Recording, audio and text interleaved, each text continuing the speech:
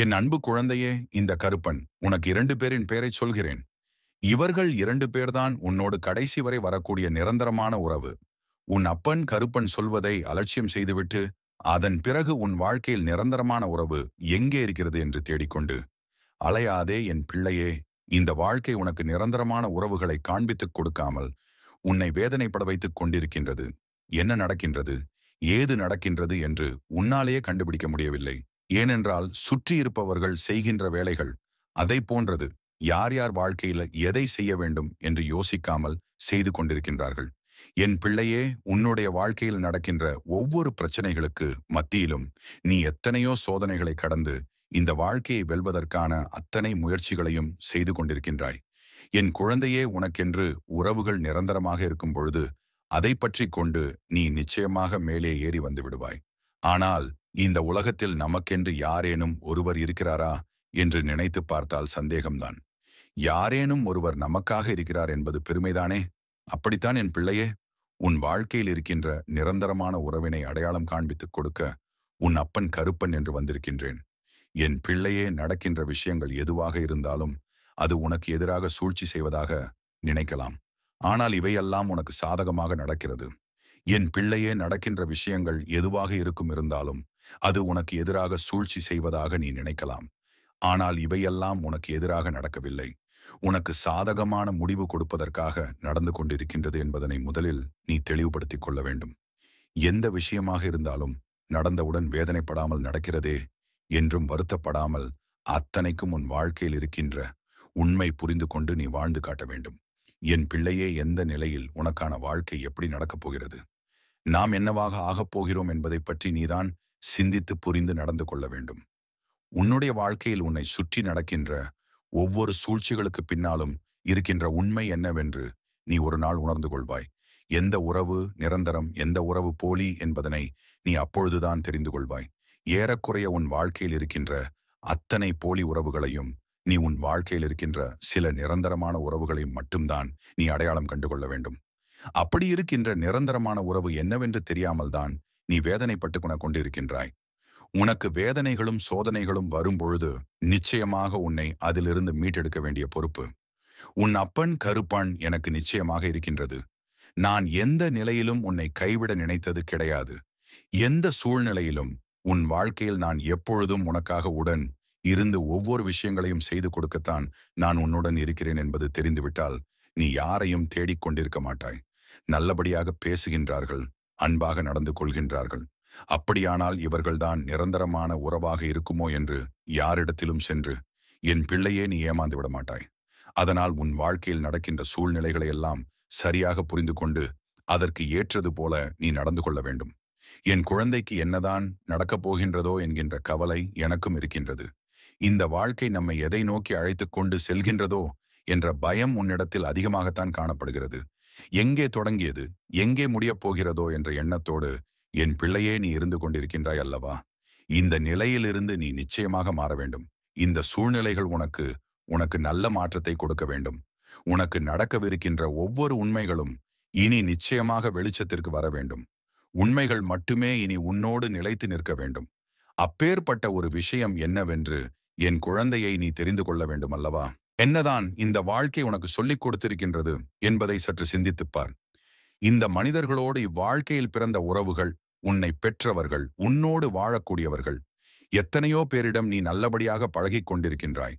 இவர்களில் யார் இந்த கருப்பன் சொல்லக்கூடிய அந்த உறவாக இருக்கும் என்று சற்று சிந்தித்துப்பார்.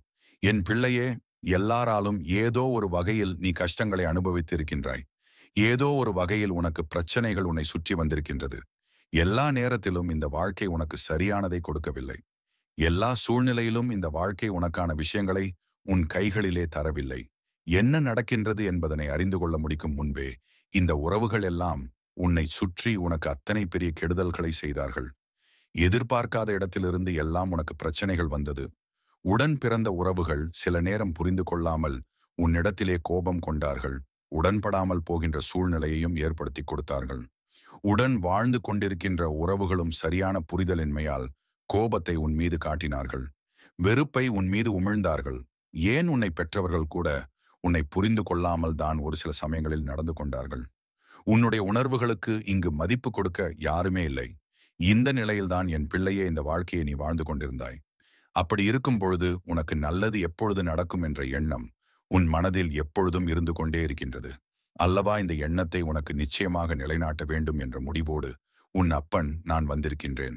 நல்ல நேரம் என்பது உனக்கு எப்பொழுது எந்த உறவினால் என்ன கிடைக்கும் என்பது நீ தெரிந்து கொள்ள வேண்டும். எந்த சூழ்நிலையிலும் உன்னை யாரும் காயப்படுத்தக்கூடாது. அந்த உறவு நீ தவறு செய்தாலும் அதை சுட்டிக்காட்ட வேண்டுமே தவிர உன்னை வெறுக்கக்கூடாது. நீ நல்லது செய்தால் உன்னை பாராட்ட வேண்டுமே தவிர உன்னை குறை கூறக்கூடாது. என் பிள்ளையே, நீ தவறு செய்யும் பொழுது உன்னோடு சேர்ந்து கொண்டு நீ செய்கின்ற தவறை ஊக்கப்படுத்துகின்ற உறவானது எப்பொழுது நல்ல உறவாக இருக்க முடியாது என்பதனை நீ புரிந்து கொள்ள வேண்டும். எல்லா நேரத்திலும் நான் சொல்வது போல இந்த வாழ்க்கை உனக்கு வேதனையை கொடுக்காது. நான் சொல்கின்ற இந்த உறவு யார் என்பதை தெரிந்து கொண்டால் இனி எதற்காகவும் நீ வருந்த மாட்டாய். என் பிள்ளையே, உன்னோடு இருக்கின்ற இந்த நிரந்தரமான உறவு யார் தெரியுமா? ஒன்று உனக்குள் இருக்கின்ற உன்னுடைய ஆன்மா, இரண்டாவது இந்த கருப்பன். இந்த ரெண்டு மட்டும்தான் எப்பொழுதும் உன்னை காயப்படுத்தாது.